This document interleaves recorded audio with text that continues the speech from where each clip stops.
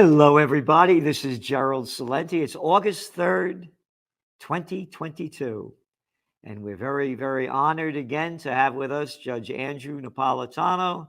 There's no judicial authority out there with the background, information, knowledge, and experience that the judge has when it comes to the Constitution, our freedom, our rights, and how we've lost them and where we're going. So, Judge, thanks for being on today. And you have a great article out. Thank you. I shouldn't say a great article, a very sad article.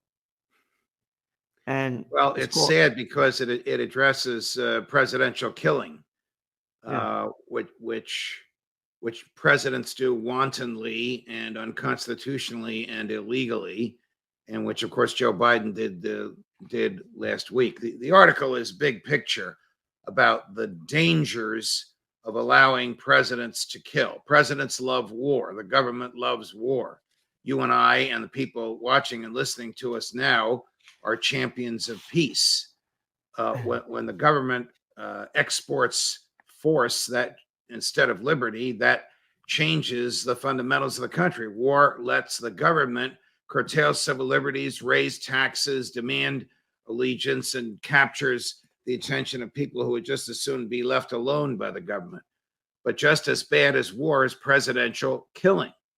Donald Trump using a drone to kill an Iranian general who was in Iraq on his way to lunch with a colleague. We're not at war with Iran. We're not at war with Iraq. There was no charges against this guy. Same thing with Joe Biden and Anwar al-Zawahiri the other day. Killing has become politics by another means. A well-timed presidential killing diverts the attention of the public from the lousy economy, the horrific cultural and social milieu in the country, where school boards are being forced to teach babies that they can change their gender. Half the country hates the other half of the country, but people will applaud a killing. From Ted Cruz to Lindsey Graham applauded Joe Biden's killing of this guy. He's got nothing but a figurehead. He doesn't run Al-Qaeda. He doesn't run the Taliban. He's never been charged with a crime, but they incinerated him. And the two little boys, little Teddy Cruz and little Lindsey Graham, little boys that couldn't fight their way out of a paper bag. But boy, do they love killing other people.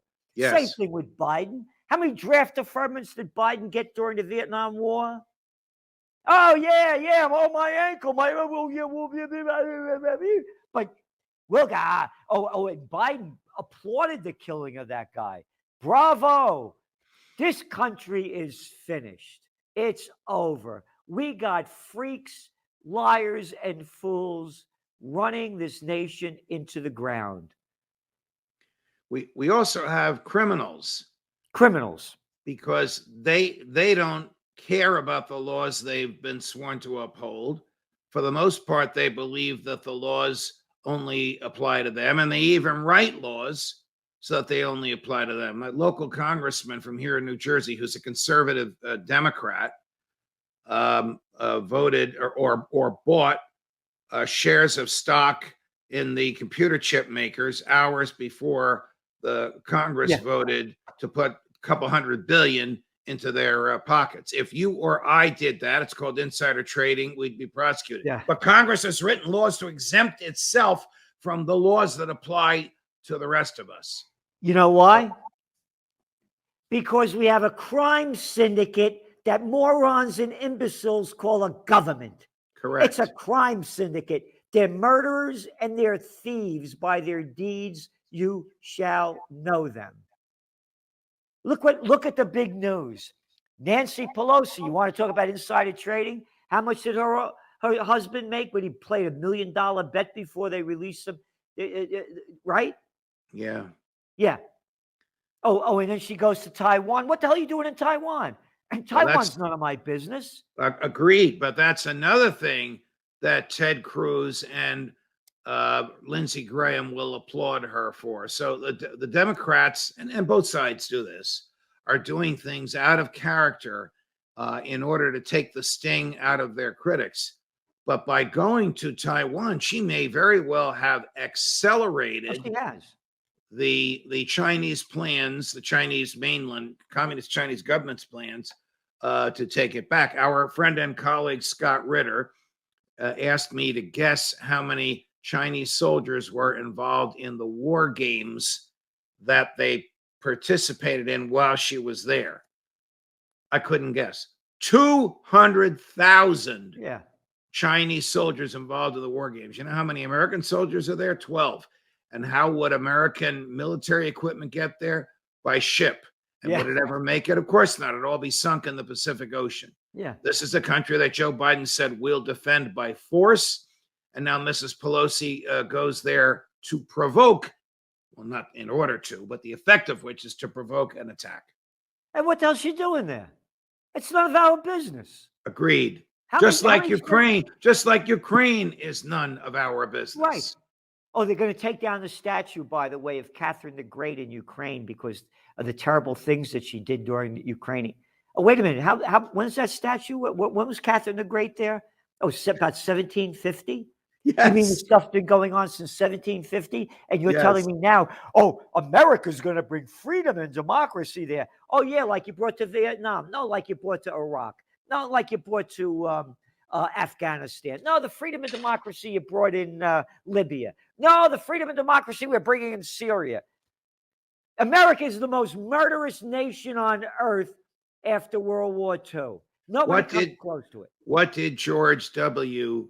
Bush do in order to deflect the attention of the public, the media, and history from his own dismal failures, the failures of his intelligence community and his Defense Department in 9/11?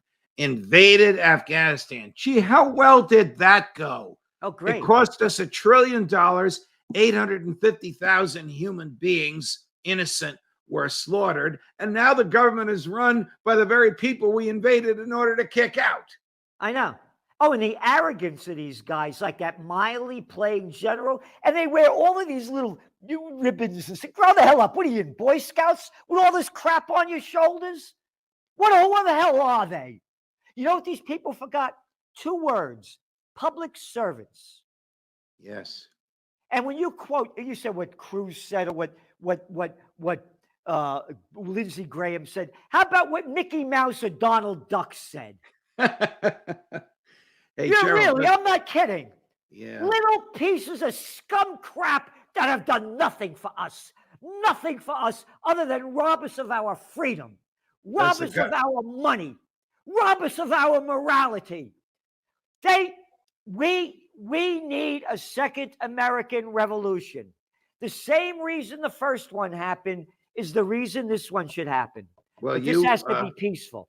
You sent me a brilliant and gifted essay by our mutual friend Paul Craig Roberts this morning, which is basically a history of the deterioration of the economy and culture and the growth of government and the dominance of government over individuals. And there's one line in there that struck me.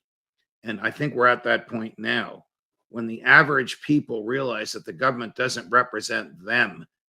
It represents some minority among them. And let's face it, the government today is a bunch of hardcore leftists and killers. Even those that are not leftist, like Cruz and Graham, are on the killing side. That's a recipe for revolution. Yep.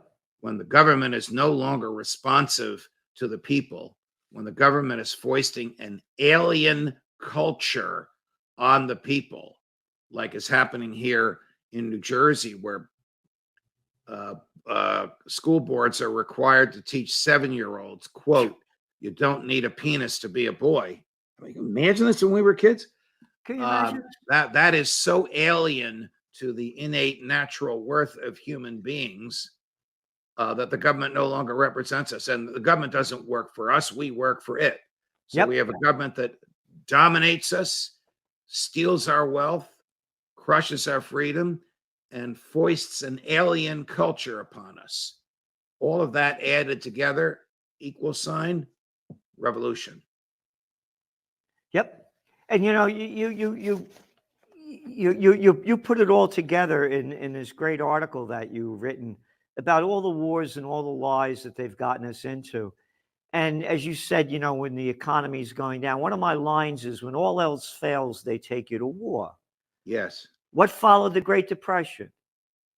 World War II. Why did FDR manipulate the Japanese into bombing Pearl Harbor? To change the public's attitude about World War II. In 2 weeks, it went from 80% against entering, excuse me, Gerald, the war in Europe, to 80% in favor. And Of course, he slaughtered 2,400 American sailors who were murdered in their sleep in the process, but it changed public opinion, allowed him to help out his second cousin, Winston Churchill. They're cousins? They're second cousins, yes. Wow. I didn't know that. And what did he do to the Japanese that it provoked them into that? He denied them oil, and he embargoed their ability to trade. Oh, that's all? Well, there's a book that's published by Mises. I don't remember the name of the author, but it actually shows the telegrams and the cables between the State Department, the Defense Department, and the White House. They knew exactly that the fleet was coming, but they were prohibited from warning the troops. Oh, yeah. Again, there's that great book, War's a Racket, by Smedley Butler. War is the health of the state. Yeah, war is a racket. It always has been. It is possibly the oldest, easily the most profitable, surely the most vicious. It is the only one international in scope. It is the only one in which the profits are reckoned in dollars and the losses in lives. From He's a the most forced, decorated Marine in history. right, from a 4-star, not from some pinko lefty, but from a 4-star Marine Corps general. Yep.